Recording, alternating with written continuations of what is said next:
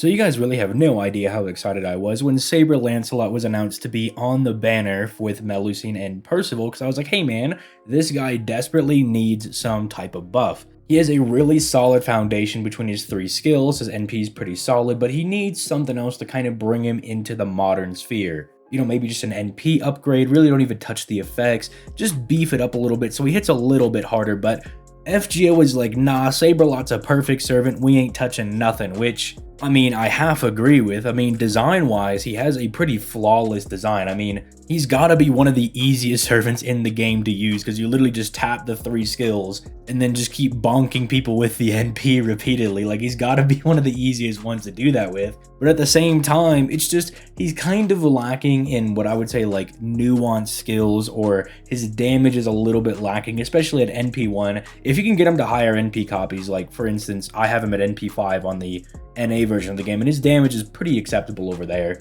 But even then, when you kind of consider that, like, NP5 Saber Lancelot just barely outdamages someone like NP1 Nero Bride or Dio Scurry, it's a little disheartening when it's like, man, I really got to get this guy all the way to NP5 just to barely outclass someone like Nero Bride. Now, does that just mean that Nero Bride is really good, or does that mean that Lancelot Saber really needs to gas up his damage a bit? I'm more in the camp of like, hey, let's gas up Saber Lancelot a little bit, because full transparency, Lancelot's one of my favorite characters in FGO. I think he's absolutely sick. Anytime this man comes on screen, he's just like throwing chopsticks at people and throwing trees at people. Pretty sick. So I was hoping he would get a buff, but unfortunately, no, he did not receive anything like that at all. But unfortunately for FGO, they thought they'd keep a man down like this, but he's still good. He just needs something to kind of help him out, and that's what we're going to talk about in today's video. But before we begin, your boy's on that daily FGO content grind, and if you enjoy these videos, please leave a like and subscribe on the channel, because it does help me out more than you know. If you want extra content, I stream every weekday on my Twitch, link down in the description down below, and you can click that join button to become a channel member and gain access to channel member exclusive content. Now,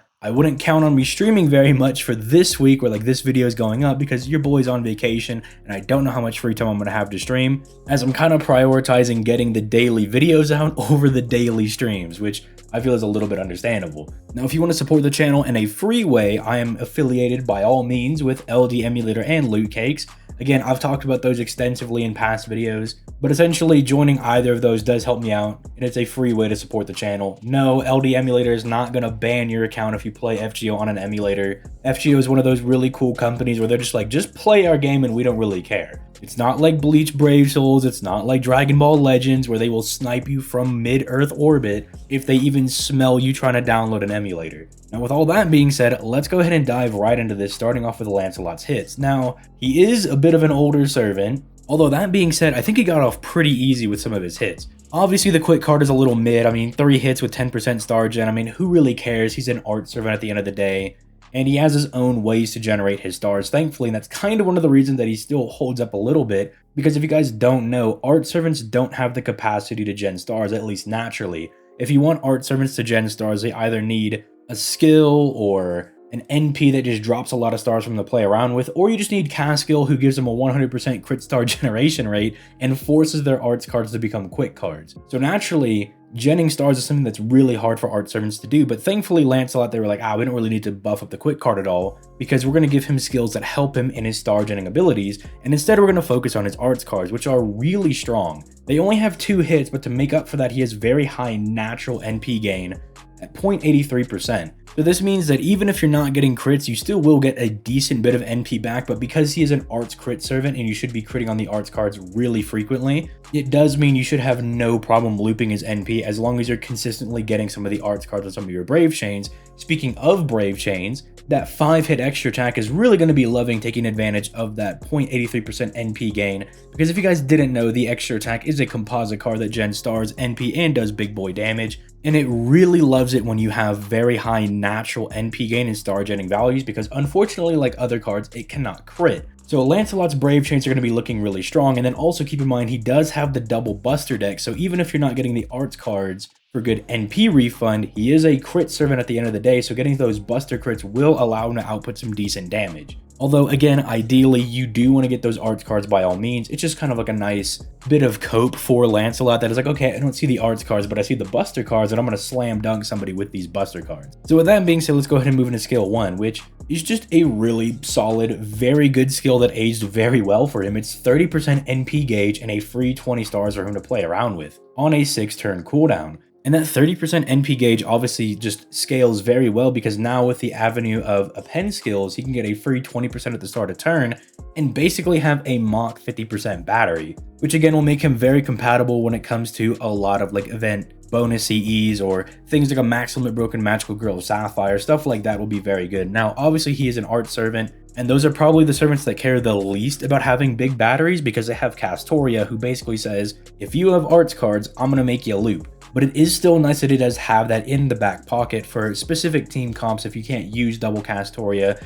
like in say something like Gilfest or something, if that pops up in the future. It just makes him very good that he does have his own 30% and mock 50% battery if you do decide to level up his append skill. And again, 20 stars for free is very good, but that on its own wouldn't be good enough. Now I'm going to kind of brush over skill 2 because skill 2 is literally just insanely massive star weight for 3 turns. It's really good. It's what makes him very consistent as a crit servant because it literally says Saber Lancelot is going to get all the stars for the next 3 turns. Like, it's not even a question about it. It's an extremely massive amount of star weight. I just kind of wish they would slap something else on this. I think I would really like to just see like even a 20% arts buff for 3 turns because that would compound very well with his NP, or maybe even just like a 20% NP damage buff for 3 turns. Either one of those I think would be really good, but again, gonna kind of skirt this one under the rug because that's really all it's there for. The third skill though is what kind of ties the unit together because every turn for 3 turns he's going to be genning 15 stars, and he's going to be getting a 50% crit buff for 3 turns as well on a 6-turn cooldown. So obviously between skill 1 and skill 3 he is genning a fair amount of stars, and then in his brave chains, especially like if you're getting maybe the one quick card occasionally with the extra attack, he will have enough stars laying around that if you have 1 or 2 of his face cards, he should be able to guarantee crits on them. And that's kind of why he's really good, because he's very consistent with a lot of that. And those crits are going to have a little bit of a bite to them because he has the 50% crit damage, which for reference is Waver's crit damage buff. So it's a very, very solid buff that he's getting. And again, it makes him really easy to play because you literally just have all 3 skills and you go ham. And if you're really worried about the cooldowns where he doesn't really do anything for the last 3 turns, well, for one, the enemy should be dead by the end of those 3 turns. But if you're really concerned, you can bring somebody like Tamamo to one, give him an NP damage buff, which will let him double buff with his NP, and it'll reduce cooldown and help him get a little bit of extra NP as well on the side from her NP, and it can make him a bit more consistent if you want to go that route. Now, looking at his NP, it's giving him a 30% arts buff for 1 turn that procs first, and then it reduces the enemy's damage taken by 1,000 to 3,000 for 5 turns, which is really good because that stacks. And you can usually get like 2 or 3 of those very consistently to make his damage go higher and higher. And it's supposed to kind of make up for his low natural damage. But the thing that I was talking about earlier where it's like, oh, maybe he could get like a 20% arts buff on his second skill, because that would essentially mean that whenever he fires his NP, on that turn, he would have a 50% mana burst for his arts cards. And I really do like servants that have those effects. I just think those are very, very cool when they do that with those. But as you can see, very simple, straightforward servant, not a whole lot to talk about, no special damage mods. He's not even double buffing himself. And if you don't know what that means, it's what I was talking about earlier with Tamamo. Different buff types in FGO actually multiply into each other to give you more damage. So if you had like 2 attack buffs, they're additive, they add into each other. But if you have different buff types, like say an NP damage buff and a card buff, they actually multiply into each other to massively gas up their damage. Which is why I actually think Lancelot really benefits from like a Castoria Tamamo type setup, because then he's getting pretty good attack buffs from Castoria and potentially the special damage mod if you're fighting a threat against humanity. He's giving himself a pretty decent arts buff, and then Tamamo over here is going to be giving him a pretty decent NP damage buff, and it gives him a lot of extra damage that he wouldn't normally have access to.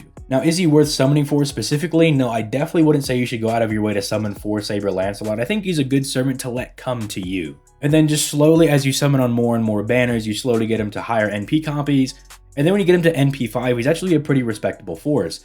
The problem though is that you have characters like Hokusai Saber who kind of do what Lancelot does, but as a free NP5 free-to-play servant, and is a bit more modern, so people tend to prefer Hokusai over Lancelot. And one of the main things is the fact that she is a free NP5, and even at NP5, she kind of just does the job better than Lancelot and out-damages him. Although I will say, as someone who has both NP5 Hokusai Saber and NP5 Saber Lancelot, I have a bit of a soft spot in my heart for using Lancelot because he was one of my first NP5 servants, and again, Lancelot is one of my favorite servants in the game. If he's a servant you really like as well, you shouldn't feel bad if you do want to use him. He is definitely good enough to use.